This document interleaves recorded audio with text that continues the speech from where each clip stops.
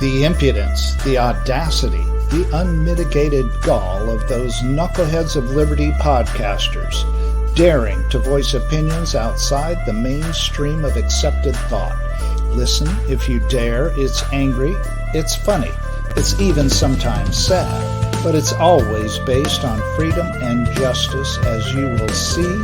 Here's our host, Jason McPhee. Welcome to the Knuckleheads of Liberty, where we're bringing you people and organizations fighting for liberty around the country and in your region. And today we have just that type of a show where we are interviewing Andrew Lipian, who is a city councilman in the state of Ohio in the ward of Elyria, or excuse me, the city of Elyria in ward I guess Ward 1. Before we get into the show, let me introduce you to our panel. In our upper left-hand corner, we have Leon, the word Brathwaite, last word in Liberty. He is a retired engineer in the state of California. In our upper right-hand corner, we have our screaming eagle of freedom, Tim Everett. He is a pilot in the state of California. And, of course, my name is Jason McPhee, and I'll be your host. And in our lower left-hand corner, we have Andrew Lipian, city councilman in Ohio. I'm a member of the Ohio Air National Guard. I have been for 12 years. But my opinions expressed on this show reflect my own personal opinions and not the official opinions of the Ohio Air National Guard.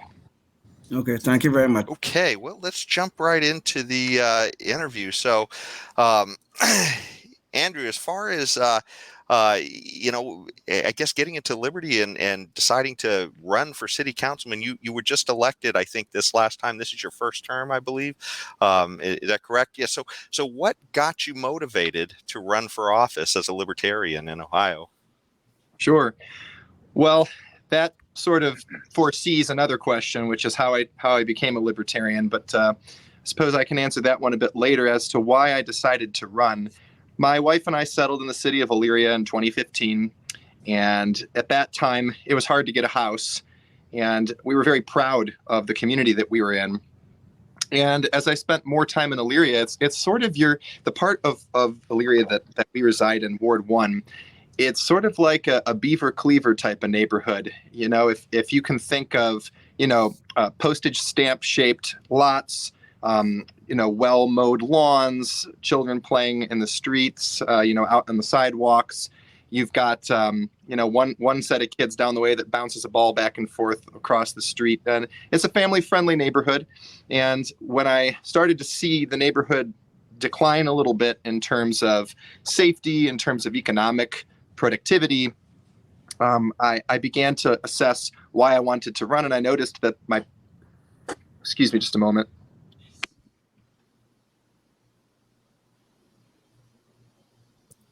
While we're doing this, James, can you bring up the visual? Okay. So we lost Andrew just for a second there, but this is the city council page. Shows Andrew there. Here is his Facebook page if you want to contact him or connect with him. And this is roughly where Elyria is in the state of Ohio. It's real close to Cleveland. And of course, here's the Cato map. So just in case you're not familiar with where Ohio is, it's right about there. Okay, so sorry, Andrew. I'm go back. ahead. Thank you. Okay. So as I was saying, I started noticing that there hadn't been options for people when they voted for city council. It was always you have one choice, and I was going to the ballot box scratching my head like, gee, option A or nothing. Well, I wanted people to have a choice, and that was what inspired me. And when I started knocking on doors, I started hearing from people common themes. We don't feel like the city listens to us. We don't feel that they take our needs seriously, and it began to inspire me to want to be the kind of civil servant that listened to the people and was their, if you will, their special connection on city council. If they felt like they didn't have a special connection to the city, I wanted to be that for them. I wanted to be their voice, and I wanted their liberty to be given a megaphone. And so that's one of the big reasons I decided to run. Awesome. So is your area? Yeah, my area is Ward 1 in the city of Elyria. So we've got an Amtrak station in our ward. We've got a hospital. We've got a lot of small businesses. And it's the Eastern Heights area. They call it the Old Eastern Heights. It's actually probably the oldest part of the city. was So is it a red blue? Is it a dominated red or dominated blue in your? You said you only had one choice previously. It's dominated blue. So Dominated blue. Okay. Yeah, I believe the city council seat was held by a Democrat. It's been several decades, as far as I understand. Oh, geez. Oh, okay. Yeah, that's kind of interesting because I was looking too at the sort of the profile of the state, and it looks like, at least statewide, it's kind of dominated red in a lot of places. As far as senators and sorry, James, can you bring up the visual again? So.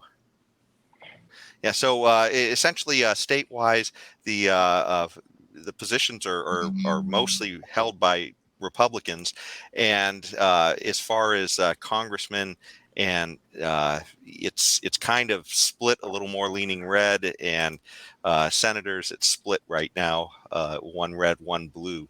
So it's kind of interesting to hear that you're in an area. I guess it's because of your proximity to Cleveland. It tends to be a little more Democrat as you get closer to the population center. That's an accurate analysis. Yeah. You find this in Ohio also, in Trumbull County. You find it in the Columbus area, the Cincinnati area. Major metropolitan centers tend to skew blue. Okay. Mm. Tim, you had a question. Tim had a question. Yeah, I was just I was wondering if Andrew was going to talk about his libertarian, what made him turn more of a libertarian bent, and if that was part of his intention in that last soliloquy of his. Sure, I'd be happy to answer that. So I was a student at Oberlin College from about 2008 to 2012. If any of you have heard of Oberlin, it's one of the most liberal colleges in America. But I had the great fortune of finding a professor there named Timothy Hall. And he was not only a tenured professor of philosophy, who was well schooled in Nozickian philosophic thought, as well as Locke and Hayek and others, and also in terms of many others on the opposite side of the spectrum. Brilliant mind. He was also the faculty advisor for a small ragtag libertarian group on campus. And they would bring speakers to campus. They brought Bob Barr. They brought Ron Paul. They brought, I think, Newt Gingrich and John Bolton, etc. And I started getting involved with this group because I saw them as a counterculture group. And back then, when you're young and you're out of high school, counterculture is exciting. So I wanted to kind of be on the tip of the spear for encouraging critical thought in Oberlin that maybe wasn't part of the heterodoxy on campus. And so I just gravitated toward this group. I gravitated toward Tim's classes and then became a philosophy major. And that's how I discovered Robert Nozick. That's how I discovered libertarianism. So tragically, my friend, mentor, and former professor Tim Hall passed away in 2017. And I was overwhelmed with this thought of, okay, so he's left me with this schooling in liberty. How can I pay this forward now? And when the opportunity came to rise for city council, I decided to seize it. I'll be darned. And so the Libertarians brought Gingrich and Bolton to kind of balance it out a little bit. Let's have a couple of warmongering guys coming in here to the Libertarians enclave and talk to them. That's just pretty good. I'm reading a book by Max Boot on insurgencies and so on. And so I want to get everybody's ideas. Sure. Yeah. Well, I think it was called the Ronald Reagan Political Lectureship Series. And I think as far as the club's goals, it was to bring speakers that, again, didn't subscribe to the heterodoxy and could include, could encourage critical thought. And when he brought a speaker on campus that was talking about legalizing marijuana, and I sat and listened to that speaker, I began to turn more libertarian because I found his arguments to be superlative for why there shouldn't continue to be a state disallowance of criminalization of marijuana. So the goal of the lectureship series was to bring a wide array of speakers, but all of the speakers had in common that their views typically weren't the heterodoxy of Oberlin College. And remember, this is during the time of the Iraq War and the Afghanistan War. And the students tried to protest these speakers, and one of them tried to do a citizen's arrest of Karl Rove. And these were interesting times. They even tried to stop our club from being able to bring speakers on campus, but thankfully that didn't happen. Well, that is interesting. Well, I was just going to say that's interesting to hear that the cancel culture was really brewing up back then, because we've really been hearing about it for the last 6-7 years, But wow, canceling Karl Rove. Yeah, guys, I had a front row seat to cancel culture, and when I left Oberlin, my thinking was, boy, I can't wait to go back to sort of the normal world, leave this bubble. And all of us Oberlin alum and some former faculty talk about how Oberlin got exported to the rest of the country, and now we all live Wasn't Oberlin involved in a major lawsuit? I mean, I thought it was an issue of liberty, quite frankly, but in a major lawsuit that involving somebody trying to steal something from a bakery or something like that, and it ended up in a huge court case. Oberlin lost the case, which I was very glad about. But weren't they involved in something like that? They were. Yeah, there was a shoplifting incident at Gibson, which is the mom and pop bakery that's been there for 100+ years, staple of the small town. And it flared up the tensions that have always existed between the college and the small town in which it's located.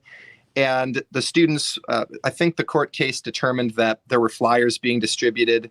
I think they determined that the flyers could reasonably be determined to have originated or be supported by the college, that were libelous in nature and called Gibson's a racist institution. The college boycotted their products, and the business suffered for many years. During the course of the litigation, 2 of the Gibson family died, one from cancer, one just of old age, and it really took a toll on the family. So it was quite a debacle in the local zeitgeist. Yeah. I see. Yes.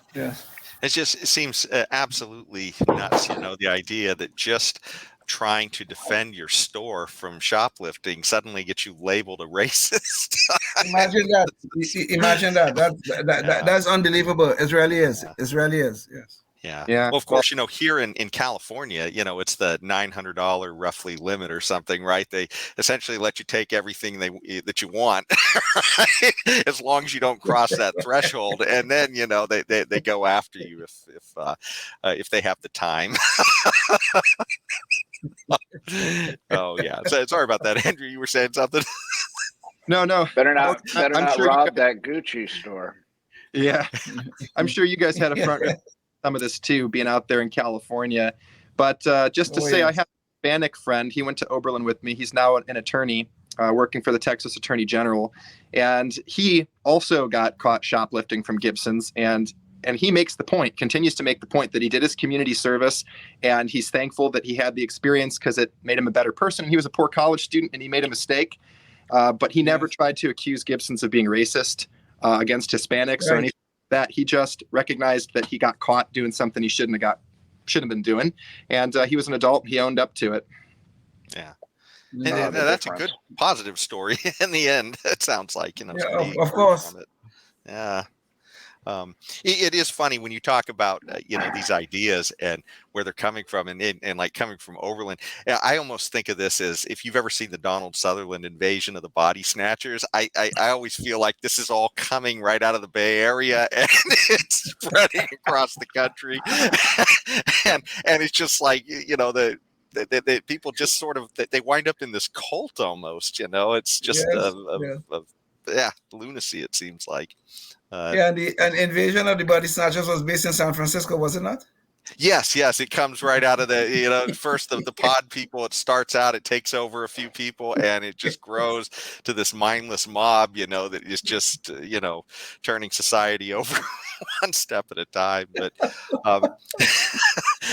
aside from stopping the Body Snatchers, what other things will you be able to do in office? I mean, what are the things you think you can do in office that can help to promote liberty? Well, I can tell you about some things I've already done and some things I'm trying to do. So one thing that I've done is, as a libertarian in Ohio, as you guys know, I can't run as a libertarian because we don't have ballot access. So I ran as an independent because I had no other option. But interestingly enough, in the city of Elyria's charter, it states about vacancies. They were doing a big charter amendment push, and they were focusing on vacancies. And I read it. And according to the Elyria charter, if a Democrat vacates for whatever reason, they must be replaced by a Democrat. If a Republican vacates, same thing. But if an independent vacates, they can just be replaced with anybody. And I thought, oh, what a clever coup. So I decided to focus on that. I made a charter amendment that if an independent vacates, they must be replaced by a non-party affiliated or other independent replacement. And it narrowly failed to pass last year, but I brought it up again this year, and they passed it unanimously. Go figure. And now it's going to the ballot box to be voted on by Elyria residents this May. So that's one thing I feel like I've been able to do for Liberty. Another thing that I've done is just elevate the citizens' needs and concerns to council. I want the citizens to feel like they're the council people, and I am a liaison for them, bringing their concerns and needs. And I feel like that is the most direct form of government I can get at the local level. That's where you can do the most impact with that. So that to me is a very libertarian-oriented philosophy. But also, I tried to decriminalize marijuana in the city of Elyria. It's an ongoing effort. I brought it before the council chambers, and the law director had the police chief and prosecutors in there. And unfortunately, I couldn't come to the meeting. So the entire meeting was spent beating up on a scarecrow and talking about how if we legalize marijuana, there's going to be people in the streets just smoking marijuana wantonly, and it was a lot of alarmism. So this is an area in which I'm trying to massage through for them, because I've spoken to each individual member of council, and they are privately in favor of decriminalizing marijuana. So now we just have to work on the public support. Yeah. Andrew, as an elected official, I mean, you obviously involved in politics, and politics is the art of compromise. How do you navigate the political world, given the fact that you have some bedrock principles that, of course, I'm sure you would not like to violate, but in order to get anything done, you will have to compromise. How do you navigate that world between your principles and getting things done for the people you represent? Well, I've learned something about policies, and I was just talking with a colleague about this. Some policies that you bring to council are microwave-ready dinners. You don't have to think very hard about them. It's an aye, you move forward. Other policies are more like crock pot dinners. They've got to sit, they've got to simmer, you've got to get those flavors to combine. And what that means is it's sort of like what Bacon said. Some books are meant to be consumed, some to be chewed and slowly digested. So it's the same with government. Some policies I bring forward are going to pass quickly, like when I brought forward the concept of adding a street to the emergency snow ban list when there's a weather emergency. That one was able to pass pretty quickly, and I was pleased with that. Other things like what I've brought forward include the matter of Ukrainian refugees in the city. We have 16 refugee families in the county and 4 in the city of Elyria. And that is an ongoing tabled item. Actually, we're bringing that up for discussion this coming Monday. So how do you achieve compromise? I was also able to pass a sidewalk plan, because one thing I noticed about Ward 1 is the sidewalks were all distended and people were upset about it. So I passed a plan by collaborating with other council members that enables the resident to get money to fix their sidewalk that they have to pay back through their taxes, so that they can have a more easy time fixing sidewalks that affects all the residents, and the city can be a collaborative partner. And the reason I focused on that is because the city planted these trees in front of the sidewalks that the city planted, and they busted up all the sidewalks. So my argument is the city has to take some responsibility for messing up people's property lines. I call the sidewalks of our city where the citizens and the city meet. It's the fence post where they meet. And I look at sidewalks as it's got to be a give and take. We got to collaborate with the citizens. So I was able to pass that because not only do most of my colleagues want to tackle infrastructure and streets and sidewalks, but also I want them to know it's just not my idea. It's not just my policy. We can all take credit for this and accomplish it as a team. So that teamwork oriented thinking is a part of how I get to that compromise with people.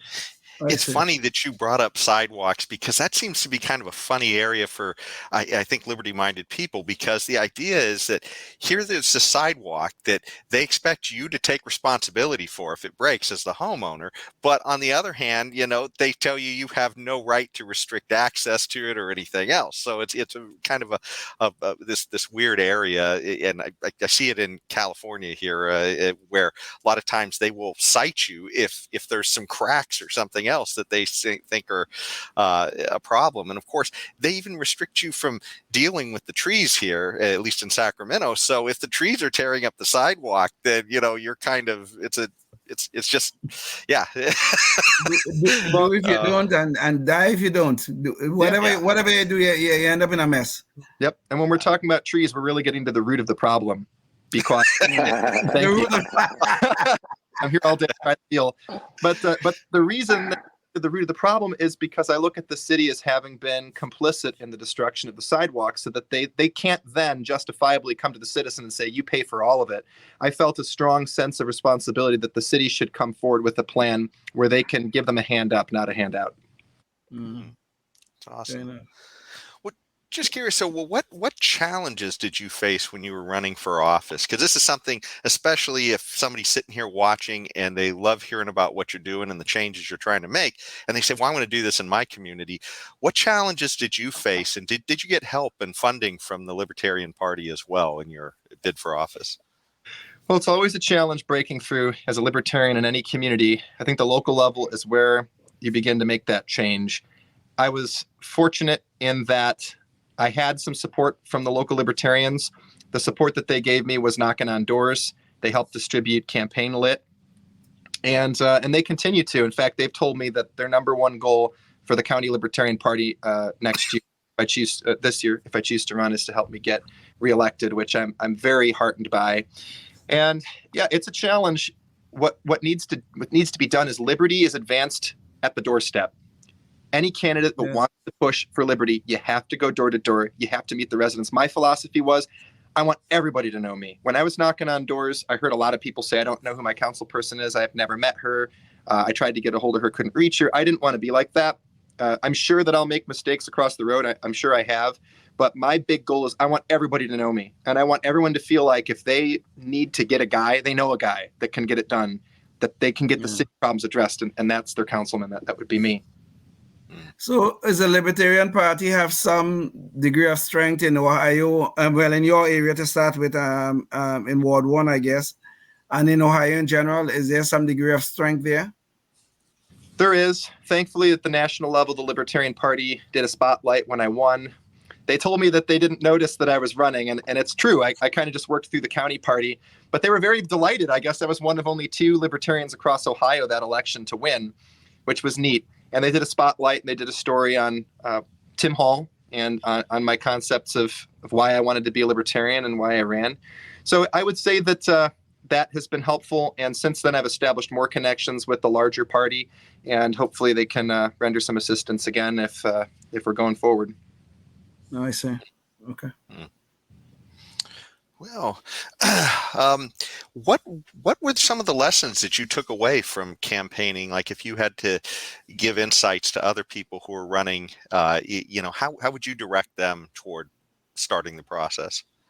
It's a marathon, not a sprint.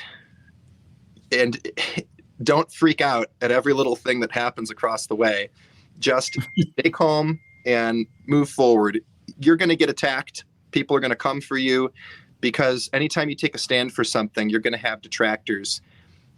There's power centers, I think, in the city. They're related to families. There's a lot of family names that have gotten a little dynastic power in the city. And I moved against that. And whenever you press up against problems and structures like that, you're going to face resistance. So my advice would be, know that it's coming. And remember to keep perspective. Keep the 10,000 foot perspective of this is a marathon, not a sprint. We got a long way to go. And voters, generally, they pay most attention for the election. Okay. Indeed. Well, as far as things go, one of the things that it was kind of interesting, you talked about there being mostly Democrats in your in Elyria before, and I was wondering, is this something where, as you've been there and you're showing what you can do as a libertarian and how your ideas, how your philosophy works, do you see any kind of erosion of maybe bringing people over toward your ideas within the council? I mean, do you see people softening in some of their stances? Sure. Well, I've heard So it's Elyria, first of all, and it's okay because it's okay. We've heard Elyria, we've heard a lot of things. So have I seen an erosion? I would say that I have seen an increased engagement from people because they know I'm ready to engage. So, for example, I did a program with police. There's a lot of speeding in our ward, and it puts kids at danger. And I'm wary about the surveillance state, so I didn't want to go and put cameras up everywhere, but we have a shortened police force, so we needed to get creative. So what I did was I contacted the police department, and it was actually when I was shadowing a police officer. He said, hey, if we can get driveways, people that can volunteer us to use their driveways, we can get some better positions on some of these speeding vehicles. So I just put a Facebook post up, said, hey, anybody that can volunteer their driveway, this is a way private residents can work in collaboration with the police with their consent, their full consent. And boom, it blew up. It was all over the local news media. There were cameras trying to find me. They were interviewing me outside my residence. But the residents are generally very happy that they can do that collaboration with the police, and we need it. You know, we've had some shootings. We've had cars running into buildings. I can get into that later if you like. But ultimately, I have seen people take notice. You know, the Democrats in my ward generally support me, and I'm thankful for that. They see that I'm not a party guy, I'm a people guy. So I put people above politics. And even though I am a libertarian, I am an independent. And as far as I'm concerned, everybody matters in my ward. And I think they feel that. I wanted to ask you too, as we're getting close to the end of the show. Can I just say something? I think libertarians always and everywhere put people above politics. I think that's really a good slogan. Honestly, that's so true, in my opinion. Mm-hmm. Yeah. Well, certainly by not wanting to communalize everything, you're bringing it toward the individual. Yeah. So that's certainly correct. For sure. Yes. But we're getting really close to the end of the show, and so sort of in rapid fire, I was wondering, with the success you're having, do you plan to run for potentially higher offices than this? And are there any last thoughts you'd like to leave the audience with? Well, you know, there's always future possibilities. Right now, I'm just focused on being a good councilman. That's my primary focus. But as far as any advice I'd have for other people that are considering running, you're never going to have the perfect experience. You're never going to have all the ducks lined up in a row. If you have a passion for your community and you think you can make a difference, just get out there and get your feet wet. If you don't win the first time, you've got experience under your belt. You can come back and do it again. If liberty matters to you, and it should, just go out there, pound the pavement, make your case, and never give up and never quit, because liberty is too important. There you go. Well, thank you, Andrew, for fighting the good fight there in Ohio. And, we're certainly glad that you're out there doing that. And we're actually, if you've enjoyed this show, we're going to have Andrew on another show real quick where we're going to talk about some other issues happening around Ohio as well. So thanks so much for joining us. And until the next time, stay tuned and stay free. Yes, indeed. Thank you. Life, liberty, and the pursuit of happiness, always and forever. Thank you for listening to the Knuckleheads of Liberty podcast. Find us on Facebook, Rumble, YouTube, your favorite podcast network, and at knuckleheadsofliberty.com.